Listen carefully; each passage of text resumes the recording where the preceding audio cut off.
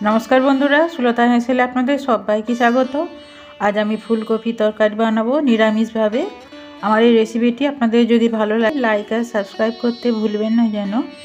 एखाने आमी 600 ग्रामेर साइजेर दुटो फुलकपि नियेछि। फुलकपिटाके आमी प्रथमे धुए नियेछि, एरपर केटे नेब।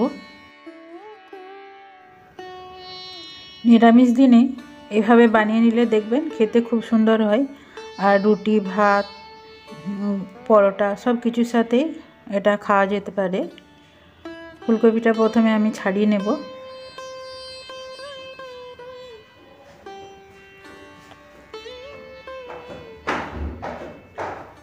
একটা একটা করে এইভাবে পিসগুলো আমি বের করে নেব।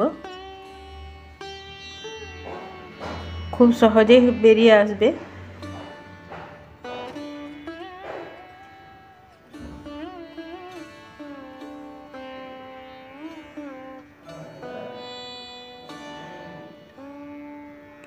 এরপর ডাঁটিগুলো থেকে বড় বড় সাইজ থাকলে ডাঁটিগুলো আমি কেটে নেব। এখানে আমি গামলাতে জল নিয়ে নিয়েছি আর হলুদ নিয়ে নিলাম আর নুন নিয়ে নিচ্ছি।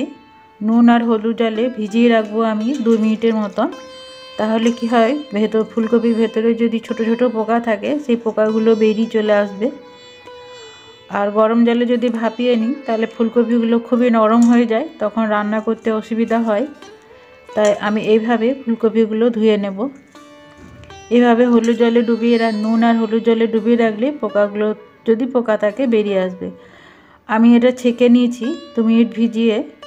এরপর জলটা ফেলে দেব। এরপর জামবাটিতে ঢেলে দিলাম। এরপরে ফুলকপির মধ্যে কিছু মশলা দিয়ে দেব।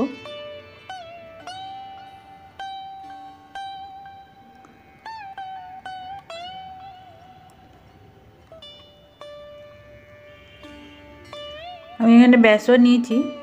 বেসনটা আমি এখানে 4 চামচের মতো ছড়িয়ে ছড়িয়ে দিয়ে দিচ্ছি, তাহলে মাখাতে সুবিধা হবে।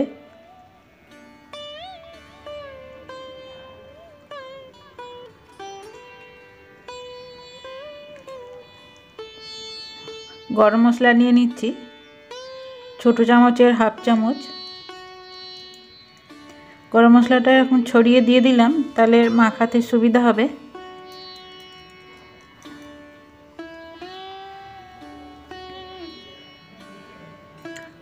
এরপর নিয়ে নিলাম জিরে গুঁড়ো হাফ চামচ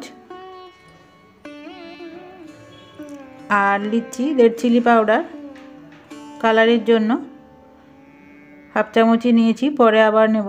আর হলুদ নিয়ে নিচ্ছি হাফ চামচ। সবই ছোট চামচের হাফ চামচ করে নিয়ে নিচ্ছি।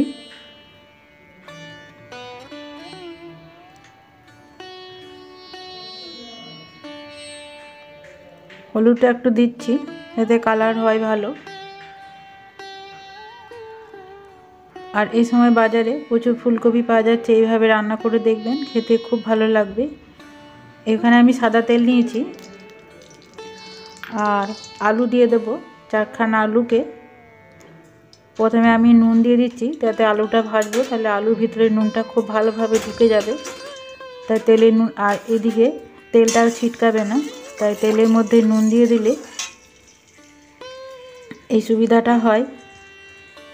এখানে 3টা আলু দেখুন এরকম সাইজ করে কেটে নিয়েছি। আলুগুলোও দিয়ে দিলাম। আলুগুলোকে ভেজে নেব। আর এখন আমি হলুদ দিয়ে দেবো একটু কালারের জন্য। খুবই সামান্য দিলাম, কারণ ফুলকপিতে আমি অনেকটাই হলুদ দিয়েছি।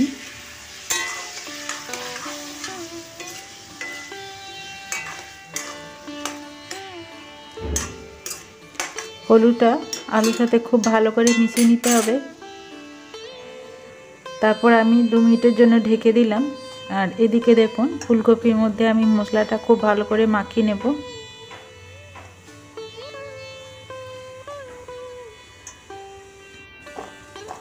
যেহেতু অনেকটা ফুলকপি আছে তাই আমি ঝাঁকিয়ে ঝাঁকিয়ে মাখিয়ে নিচ্ছি। এভাবে হলে প্রতিটা ফুলকপি খুব ভালো করে মাখানো যাবে।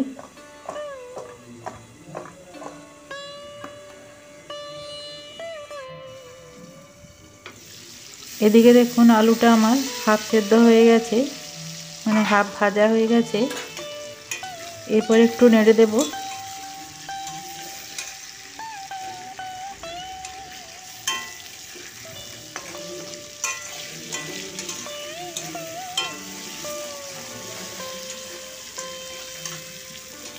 এরপর আমি মশলা মাখানো ফুলকপিগুলো এর মধ্যে দিয়ে দেবো, ভালো করে নেড়ে নিয়ে এই তেলের মধ্যে আলু, ফুলকপি আর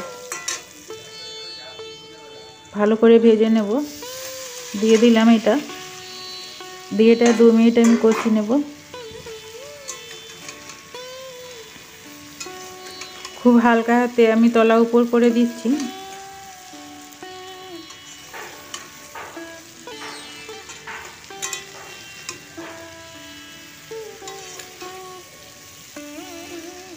এই পর্যায়ে এসে বলি আমার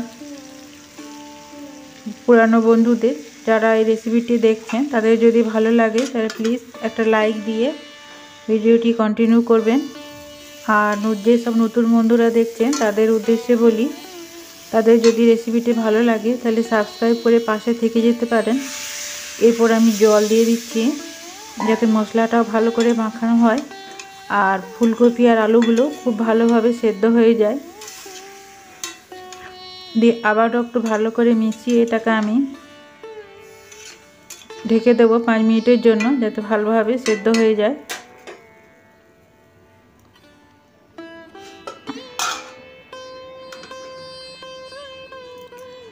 এদিকে আমি মশলাটা রেডি করে নেব। আমি 2টা টমেটোকে এইভাবে কুচি করে নিয়েছি, আর আদা নিয়েছি 1 ইঞ্চি, আর লঙ্কা দিয়ে দিচ্ছি একটা কাঁচা লঙ্কা, আর একটা লঙ্কা আমি পরে দেব।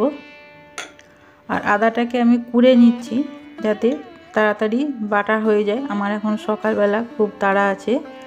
এদিকে অন্য একটা কড়াই বসিয়ে দিয়েছি, তাতে আমি সরষের তেল দিয়েছি 2 চামচ, তা 5 ফোড়ন দিয়ে দিলাম 1/2 চামচ, আর শুকনো লঙ্কা, তেজপাতা দিয়ে দিলাম। একবারে সাঁতলে আমি বসিয়ে দিচ্ছি। আর যে পেস্ট করেছিলাম মশলাটা সেটা দিয়ে দিলাম।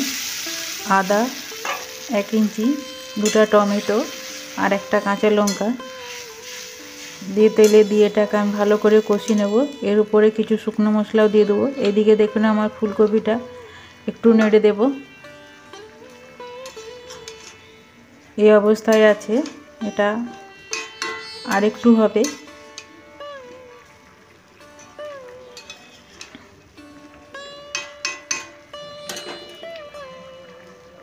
আজকে আমি 6 জনের মতন তরকারি রান্না করছি। 2টা বড় বড়, মানে 1200, 1 কিলো মতন ফুলকপি আছে।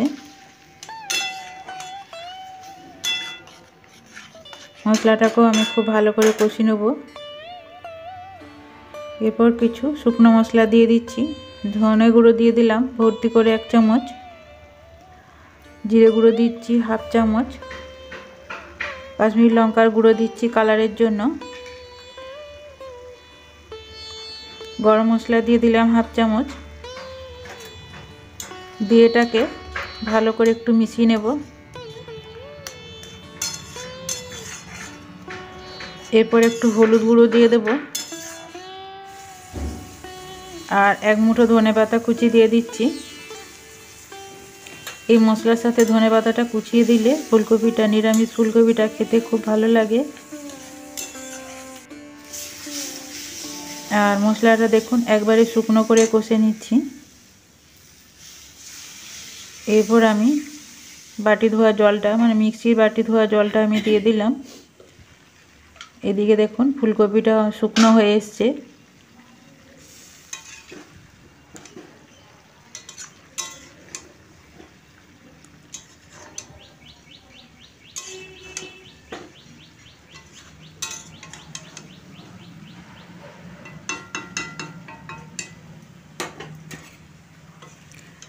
এরপর এখান থেকে নিয়ে এই কড়াই আমি দিয়ে দেব পুরো ফুলকপিটা।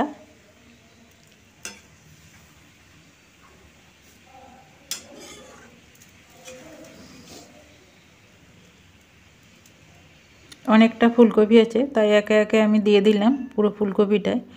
দিয়ে মশলার সাথে ভালো করে আমি মিশিয়ে নিচ্ছি। মিশিয়ে এটাকে আমি আরও 2 মিনিট সেদ্ধ করে নেব।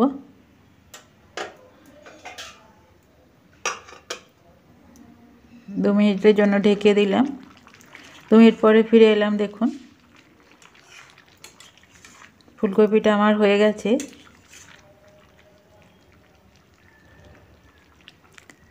আর এই যে দেখুন আলুও কত সুন্দর সেদ্ধ হয়ে গেছে, আর ফুলকপিও দেখুন খুব সুন্দর সেদ্ধ হয়ে গেছে। এই যে দেখুন এটা হয়ে গেছে। এটাকে আমি এরপর আমি গ্যাসটা বন্ধ করে দেবো, আবারও ভালো করে মিশিয়ে গ্যাসটাকে বন্ধ করে ঠান্ডা হতে দেব।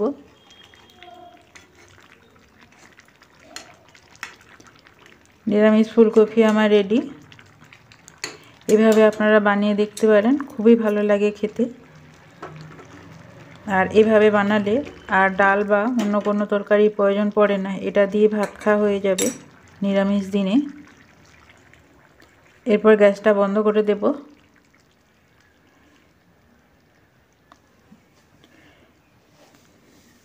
এই যে দেখুন 2 মিনিট পরে ফিরে এলাম। ফুলকপির তরকারি দেখুন কত সুন্দর হয়েছে, আর কালারটা দেখুন।